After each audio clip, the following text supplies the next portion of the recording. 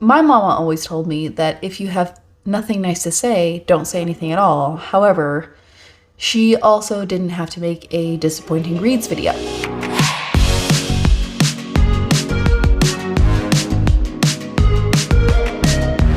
Hello everyone, it's April again.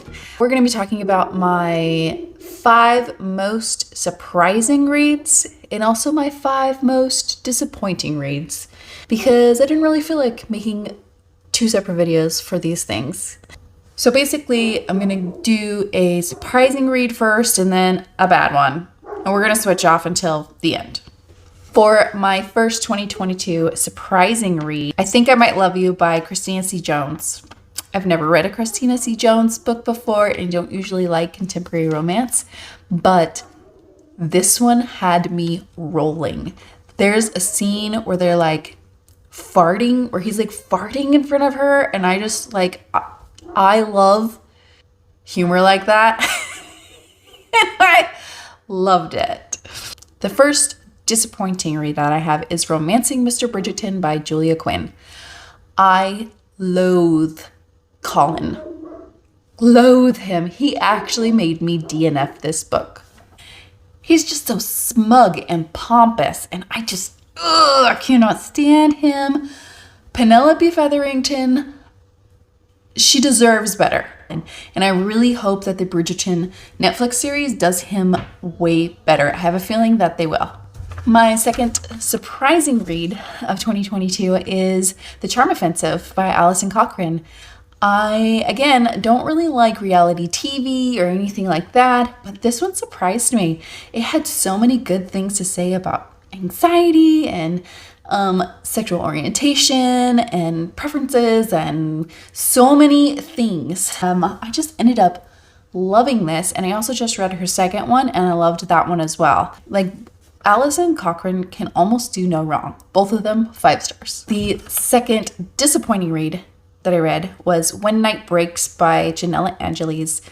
I think this one was more disappointing because the first one was so good. It's a Phantom of the Opera and Moulin Rouge retelling, kind of. And there's a magical competition that these magicians have to go through, and it was so good. But the second book, honestly, it just kind of meandered a little bit too much for me, and there wasn't much going on for it. I still liked it. It was more like a 3-star, but I just was expecting more from it. The third surprising read from me was Praise by Sarah Kate. Again, I think this is just because this is not a genre that I usually do. I am not into like super taboo books or anything like that. And I don't even think this was a super taboo book, but it was an age gap romance and an office romance. It is also like a dom-sub relationship that I didn't think I would like, but I quite enjoyed. It surprised me with how much I liked it.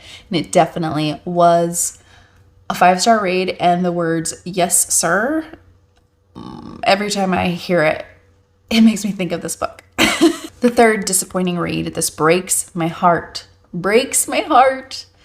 But it was Masters of Iron by Trisha Levenseller.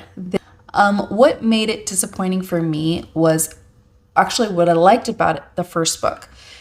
The main character has severe anxiety, and it's on-page anxiety, and for whatever reason it worked in the first book, but in the second book it just got to be too much. And as a person with anxiety, I cannot read that on page for a long periods of time, and there was just so many moments of it in the second book that I felt like I didn't get a break. Overall, ruined the enjoyment of the book for me, but I still consider Trisha Levenseller one of my favorite authors of all time, so I'll still read anything that she puts out. The fourth surprising read was actually like a series of novellas, but they are Faye's Captive by Lily Archer.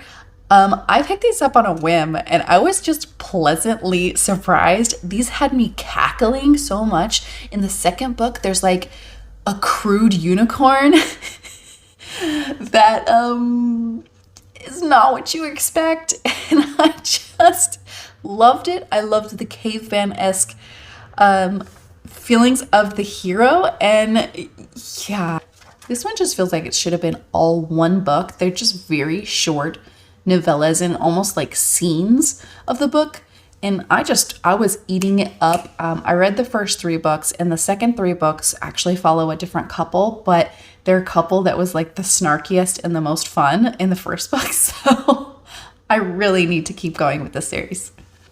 The 4th most disappointing read was Angelica Frankenstein Makes Her Match. Oh, Sally Thorne. I really wanted to love this, but it just had way too much going on. And she's making her monster. She's making her perfect man with her brother, who is Victor Frankenstein. And to me, when she actually makes her monster and falls in love with him, it felt icky to me for some reason. It just felt very necrophilia, and I was not ready for it for some reason, even though that was the whole point of the book. There also was all these subplots and side plots, and he was trying to find his long lost love.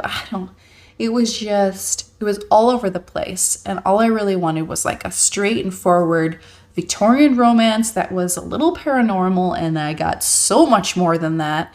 It did still have Sally Thorne's signature writing style and signature humor in it, which did save it a little bit. But again, overall, I expected it to be like 4 or 5 stars, and it ended up being like a 3. The most surprising book that I read this year was Blood Orange by Karina Halley. I really didn't expect to like this as much as I did, especially since halfway through the book, I was thinking, yeah, this is okay. It's going to be a 3-star, but it has one of those explosive cliffhanger endings that just sold it for me. And I was just like, 5 stars. This is just, I have to read the second one. It comes out very soon. And it's stuck in my brain in a way that I can't get it out. It may not be the best book that I read all year. There is definitely some writing stuff in it during the middle that makes it fall a little bit, but I couldn't give it anything less than 5 stars because I was so entertained by the whole thing. Also, somehow she made an organist hot. He's a music teacher, and he is the vampire that inspires Dracula. And I did not expect to like this as much as I did. It was also super hot. So that's never a bad thing. The most disappointing book I read this year breaks my heart because I know this is such a well-loved book on BookTube. And I really like the author. I just really hated this book. In fact, the more that I think about this book, the more I hate it, and I'm just like, this is not for me. And that is Tattered Stars by Catherine Cowles. I have been trying to find a small town romance that I like. Apparently, I'm very picky with them, and this just wasn't it. I expected more from it, and I didn't get it. If you've watched the Netflix show Virgin River and you like that, you probably would like this. In fact, that's exactly how I pitched it to my mom, and she read it and she loved it. But I could not get on board with it. The first chapter, fantastic. Everything else fell flat for me. It felt very surface level for me in the plot, in the suspense. Like it just felt like they glaze over everything to me, and it wasn't really hard hitting. The romance was the absolute worst. He kept saying sorry to her a million times for something that was an honest reaction, an honest human reaction to her being there. And like, he didn't need to be that sorry for her. I loved the family aspects in this book, but I hated the romance. This book was 2 pumps away from being a clean romance, and I just didn't want that. The steamy scenes in this were a page and a half Kindle pages. And that's what I think. I was just like, I read this whole book to get to this sweeping romance, and it just fizzled for me. So, again, this is probably just an expectations thing. I really expected it to be fantastic, and I was so disappointed. I think I ended up giving this 2 stars. No, I probably gave it more. I probably gave it 3 stars because it is a good book. I can recognize that this is a pretty good book. It just didn't work for me.